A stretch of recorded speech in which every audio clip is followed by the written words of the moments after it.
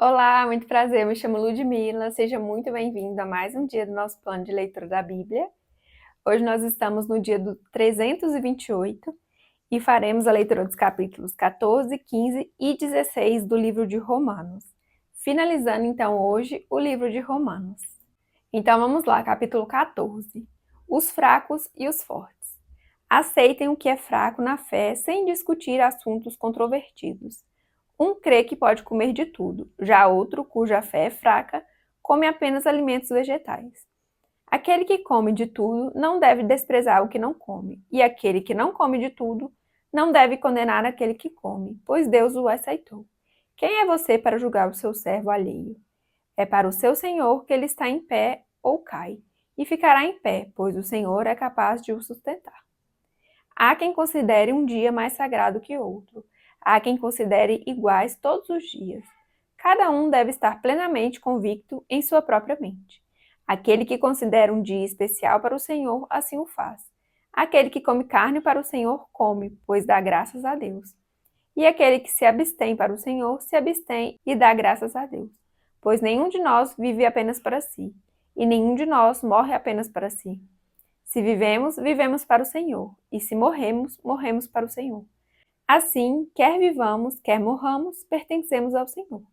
Por essa razão, Cristo morreu e voltou a viver, para ser Senhor de vivos e de mortos. Portanto, você, por que julga seu irmão? E por que despreza seu irmão? Pois todos compareceremos diante do tribunal de Deus, porque está escrito: Por mim mesmo jurei, diz o Senhor.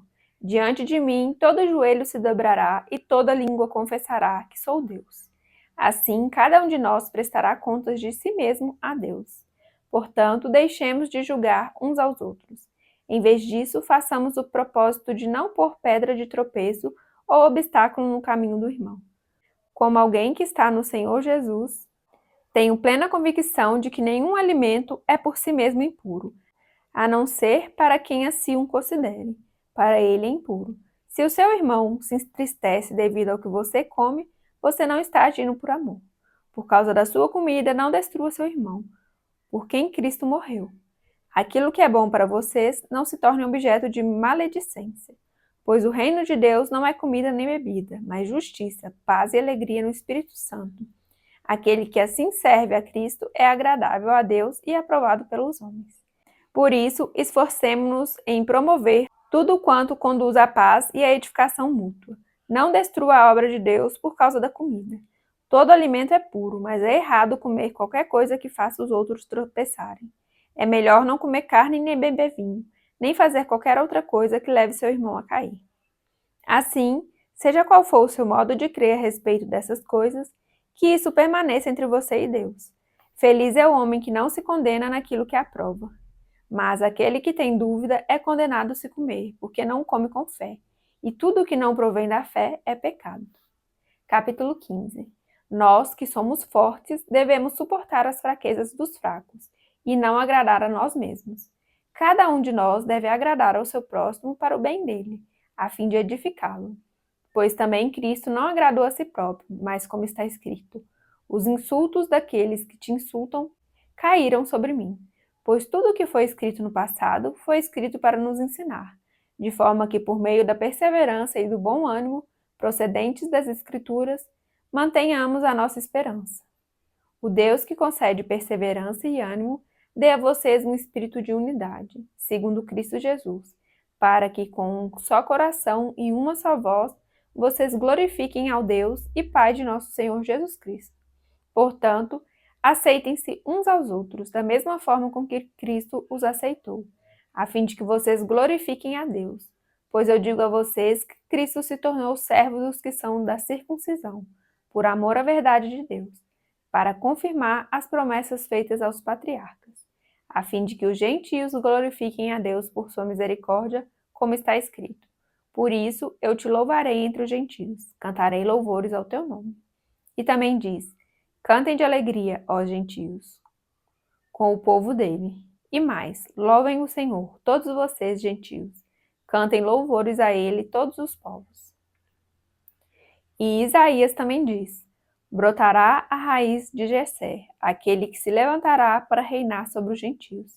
estes porão nele a sua esperança. Que o Deus da esperança os encha de toda alegria e paz, por sua confiança nele, para que vocês transbordem de esperança pelo poder do Espírito Santo. Paulo, ministro dos gentios. Meus irmãos, eu mesmo estou convencido de que vocês estão cheios de bondade e plenamente instruídos, sendo capazes de aconselhar-se uns aos outros. A respeito de alguns assuntos, eu escrevi a vocês com toda a franqueza, principalmente para fazê-los lembrar-se novamente deles, por causa da graça que Deus me deu, de ser um ministro de Cristo Jesus para os gentios, com o dever sacerdotal de proclamar o Evangelho de Deus, para que os gentios se tornem uma oferta aceitável a Deus, santificados pelo Espírito Santo. Portanto, eu me glorio em Cristo Jesus, em meu serviço a Deus. Não me atrevo a falar de nada, exceto daquilo que Cristo realizou por meu intermédio em palavra e em ação, a fim de levar os gentios a obedecerem a Deus, pelo poder de sinais e maravilhas e por meio do poder do Espírito de Deus. Assim, desde Jerusalém e arredores até Ilírico, proclamarei plenamente o Evangelho de Cristo. Sempre fiz questão de pregar o Evangelho onde Cristo ainda não era conhecido, de forma que não estivesse edificando sobre alicerce de outro.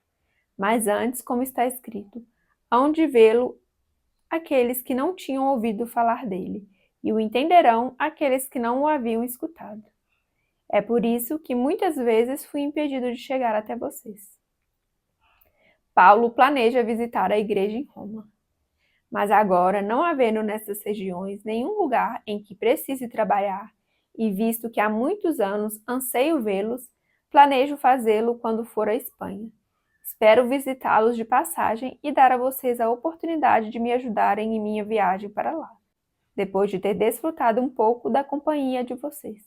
Agora, porém, estou de partida para Jerusalém, a serviço dos santos, pois a Macedônia e a Acaia tiveram a alegria de contribuir para os pobres que estão entre os santos de Jerusalém. Tiveram prazer nisso e, de fato, são devedores aos santos de Jerusalém. Pois se os gentios participaram das bênçãos espirituais dos judeus, devem também servir aos judeus com seus bens materiais. Assim, depois de completar essa tarefa e de ter a certeza de que eles receberam este fruto, irei à Espanha e visitarei vocês de passagem. Sei que quando for visitá-los, irei na plenitude da bênção de Cristo. Recomendo, irmãos, por nosso Senhor Jesus Cristo e pelo amor do Espírito, que se unam a mim em minha luta, orando a Deus em meu favor. Orem para que eu esteja livre dos descrentes da Judeia e que o meu serviço em Jerusalém seja aceitável aos santos, de forma que, pela vontade de Deus, eu os visite com alegria e com vocês desfrute de um período de refrigério. O Deus da paz seja com todos vocês. Amém. Capítulo 16. Saudações pessoais. Recomendo a vocês nossa irmã Febe, serva da igreja em Cencreia. Peço que a recebam no Senhor de maneira digna dos santos e lhe prestem a ajuda de que venha a necessitar, pois tem sido de grande auxílio para muita gente, inclusive para mim. Saúdem Priscila e Áquila, meus colaboradores em Cristo Jesus. Arriscaram a vida por mim. Sou grato a eles, não apenas eu, mas todas as igrejas dos gentios.